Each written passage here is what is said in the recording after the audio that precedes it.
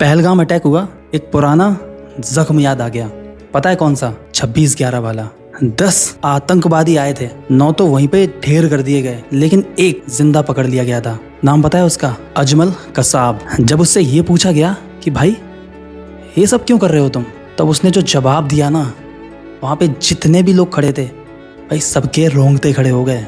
उसने बताया उसे बचपन से यही सब सिखाया गया है कि तुम यूनिक हो, तुम अल्लाह के बंदे हो, तुम इसी काम के लिए ही बनाए गए हो। तुम जितने भी लोगों को मारोगे तुम्हारे ऊपर फूल बरसेंगे, तुम्हारे लिए जन्नत के दरवाजे खुल जाएंगे। सोचिए, ये बातें बचपन से उनके दिमाग में बार बार डाली जाती हैं, बार बार वही बातें। भाई उनका दिमाग वैसा ही ब्रेन वॉश हो जाता है, सोचने की क्षमता खत्म हो जाती है, दिमाग बिल्कुल मशीन की तरह काम करता है। और फिर इसका नतीजा क्या होता है ये जान लो। एक पूरी कम्युनिटी बदनाम होती है, लोगों के बीच में नफरत फैल जाती है, 2 देशों के बीच में जंग छिड़ जाती है उस ब्रेन वॉश की वजह से। लेकिन इन सब चीजों में सबसे ज्यादा फायदा किसका होता है? जो भाई इन सब चीजों से पीछे बैठा होता है, ये सब जिसने प्लान किया होता है।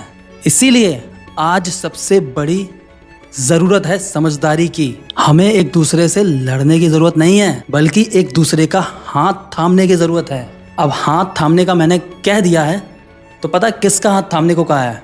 जो देश में इतनी पार्टियां हैं ना, जो देश में अपने इतनी जातियां हैं ना, अलग अलग बटी हुई हैं, अभी ये समय है भाई, अब तुम एक दूसरे का हाथ थामो। जो पार्टियां हैं ना, एक दूसरे की बुराई कर रहे हैं कि बीजेपी ने ये कर दिया, सपा ने ये कर दिया, ये सब छोड़ो।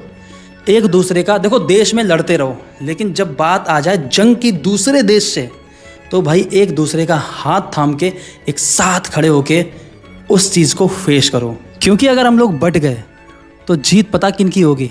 जो हमारी बर्बादी देखना चाहते हैं।